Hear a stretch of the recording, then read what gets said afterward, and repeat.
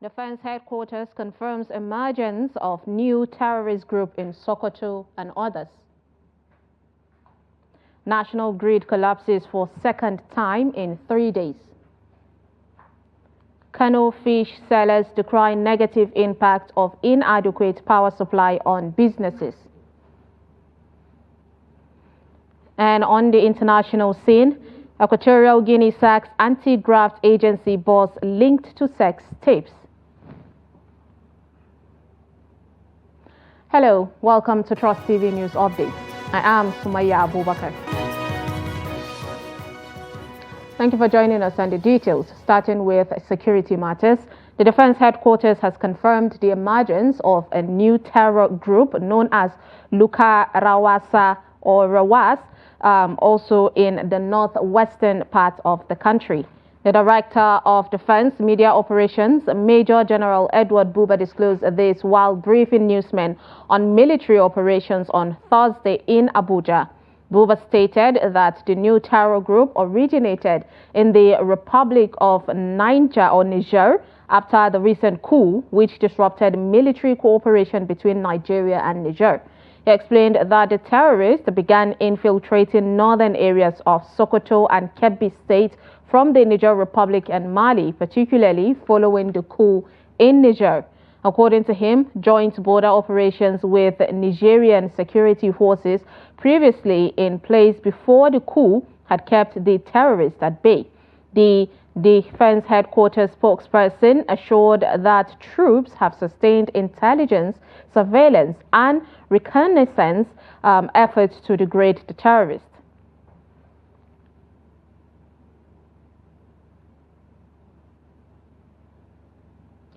Rampaging bandits have again attacked communities in Wenke near Gusau, the capital of Zamfara State, where they abducted no fewer than 100 citizens and took them into the bush. Women, children and the aged, including the chief imam, who was treating a leg injury, were among the victims abducted. The state government and police were yet to react to the incidences at press time. However, a survivor told the BBC Hausa service in an interview on Wednesday that the affected communities were under siege and people were migrating for fear of further attacks. He alleged that they have been having these attacks on their communities for the past 9 years. 3 youths were murdered by the attackers in Rakok village of Barakiladi local government area of Plateau State on Wednesday. In a statement issued by the Birom Youth Molders Association and signed by its national president Daliop Mwantiri, the victims were gruesomely murdered in the course of carrying out their businesses in the community when the assailants attacked. The association condemned the attack, which has been reoccurring in the area, with a call on security agencies to address the breach and destruction of farm produce.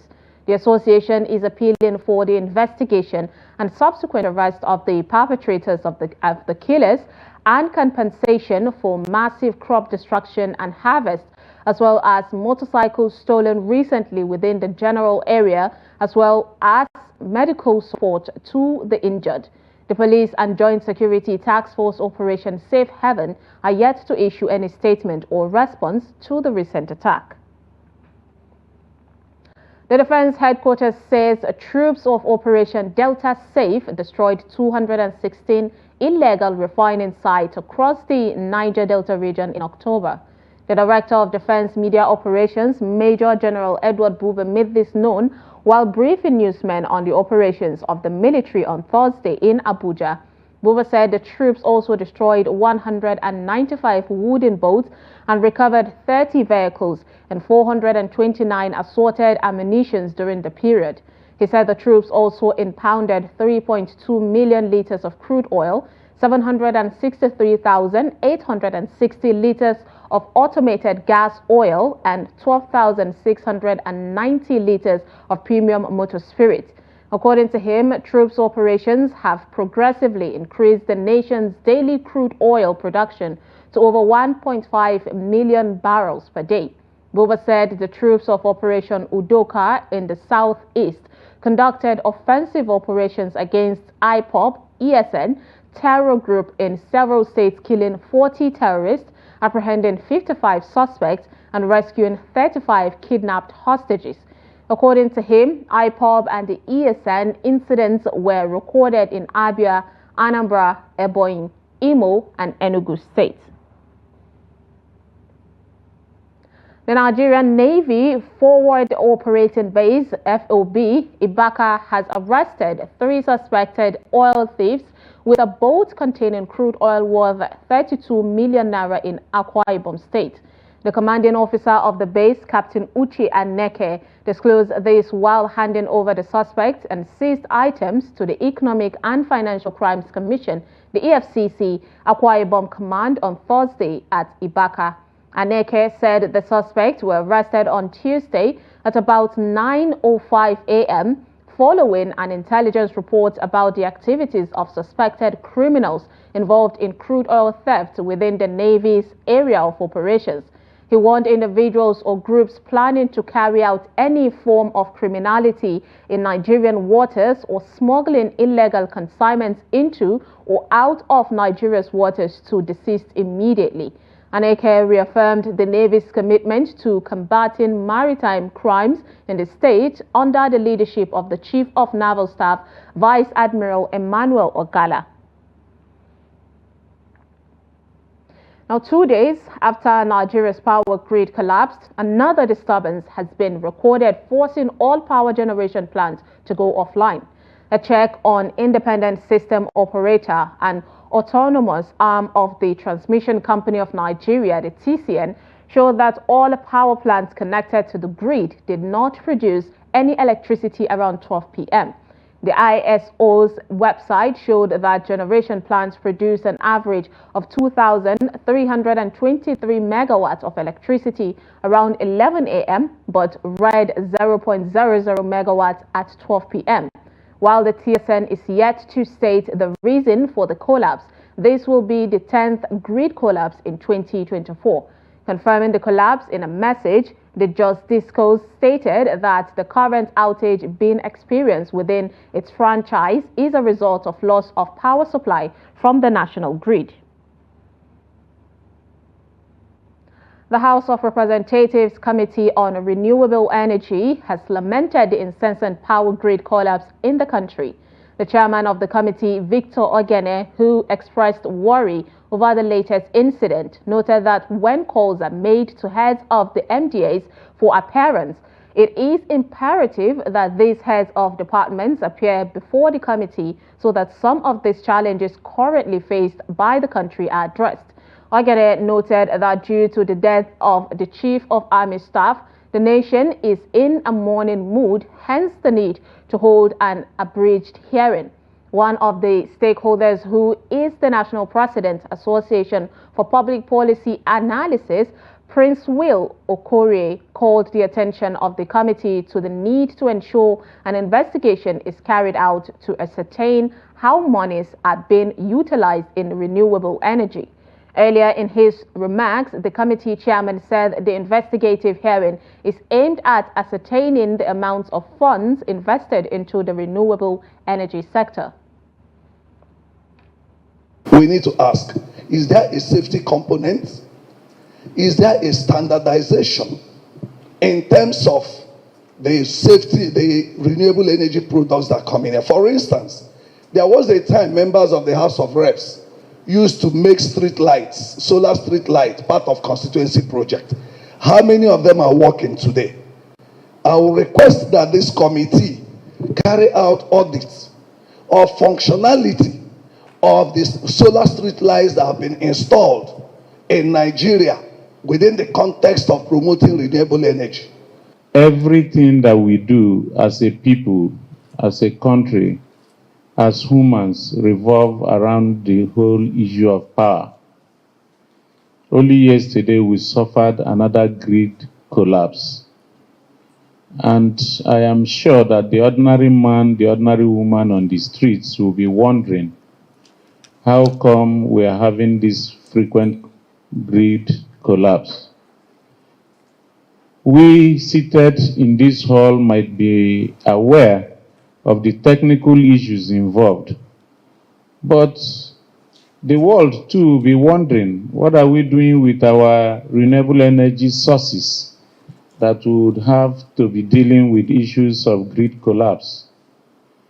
If we had built this sector from when emphasis began, I'm not sure that at this time grid collapse would be something newsworthy. Police personnel are to wear a black band for 7 days in honor of the late Chief of Army Staff, Lieutenant General Taoreed Lagbaja. The Inspector General of Police, Kayode Egbetokun, gave the directive in a statement signed by the force spokesman, Muyiwa Adejobi.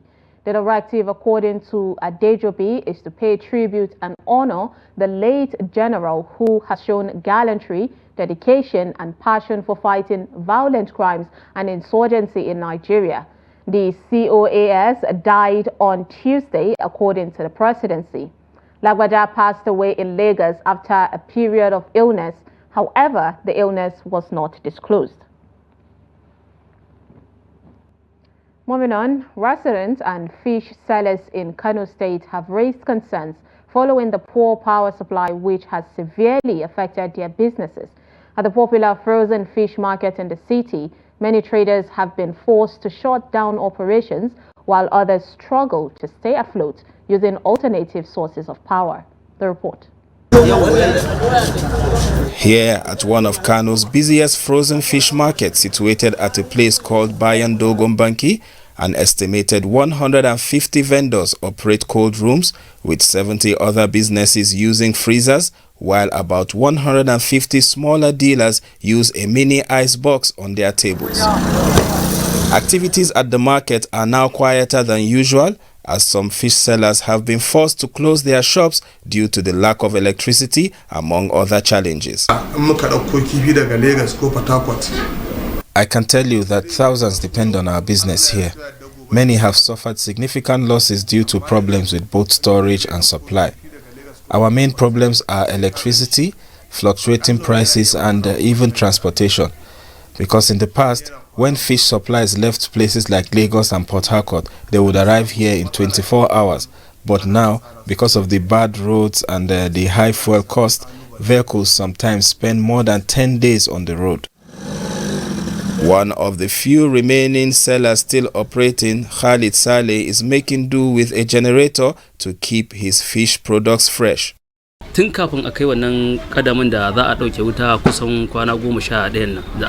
need at least 15 hours of steady power supply to operate the cold rooms effectively. But even before the recent blackout, which lasted like 12 to 13 days, we were only getting about 30 minutes to 1 hour of electricity most days. I've been using generator to keep my stock from spoiling, but it's not sustainable.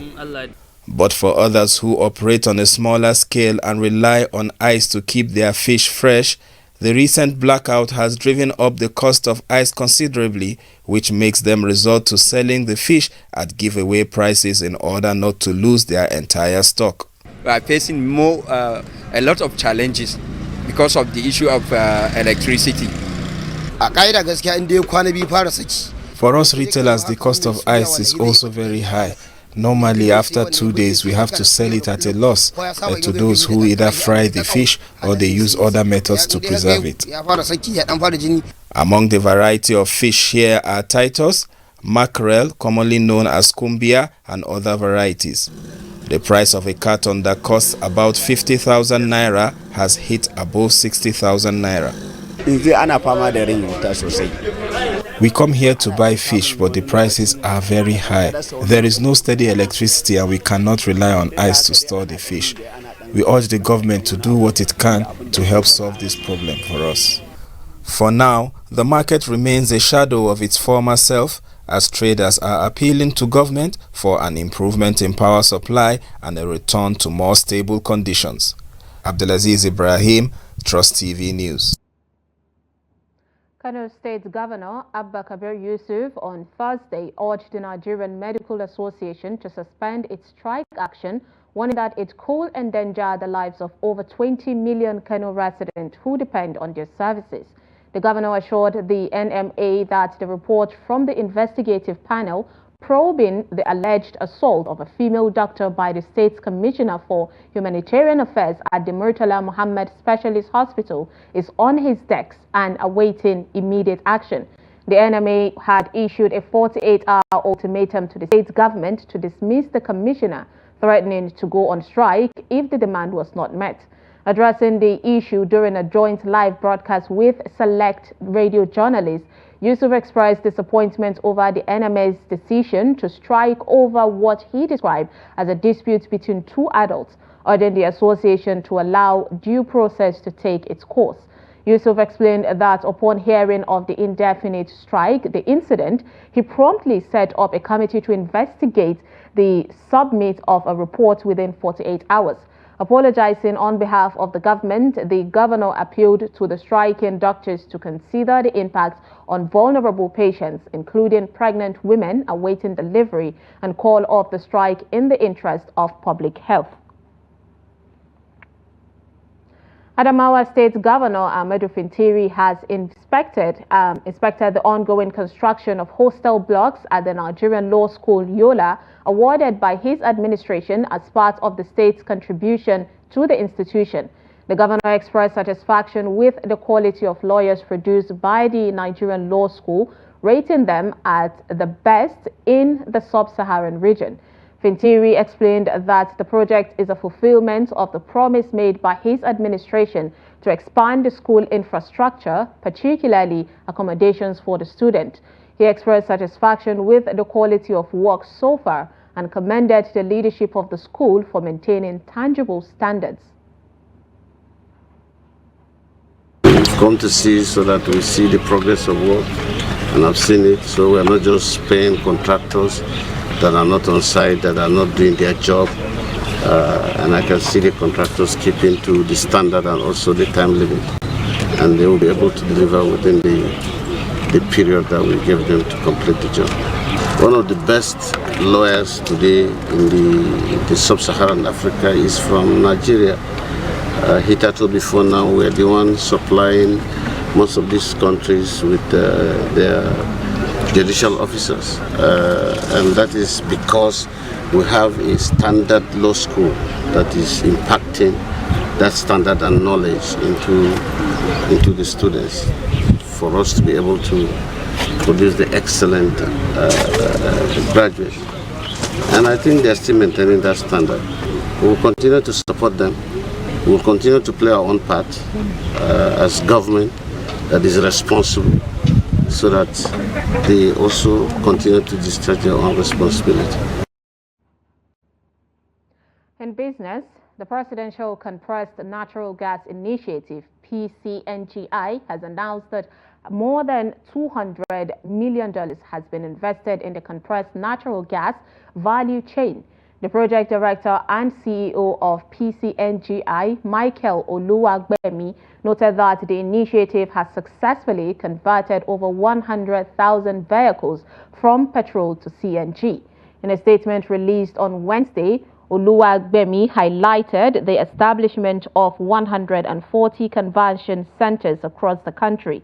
Oluwagbemi highlighted the program's achievements, noting that thousands of new jobs and economic opportunities are opening up along the line. The PCNGI responded to what it called a toxic debate against the initiative in the media, emphasizing the importance of CNG in Nigeria's energy security and the financial savings it could bring. Oluwagbemi explained that the shift from petrol to CNG could save the nation approximately $3 billion annually, while contributing an additional $2 billion in revenue over the next 3 to 4 years. On the international scene, a high-ranking Equatorial Guinea official has been fired after a slew of videos showing him having sex with women, including the wives of prominent officials, were shared online. Authorities have tried to curb the viral spread of the tapes, including Baltasar Ebang Egonga, who is related to the country's long-serving president. but they have unleashed a torrent of reactions and memes online, including from Nigerian singer Davido and France's rapper Caris. Baltasar Bange Ngonga was trending alongside the U.S. presidential election as the most discussed themes online. The Mari director of the National Financial Investigation Agency is seen with different partners, among them wives of prominent officials, including at his office in the Finance Ministry.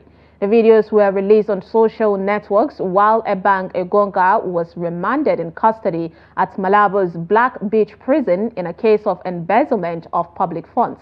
President Teodoro Obiang Nguema Mbasogo, who has been in power since 1979, ordered that Ebang Egonga be removed from his post in a decree issued late Wednesday.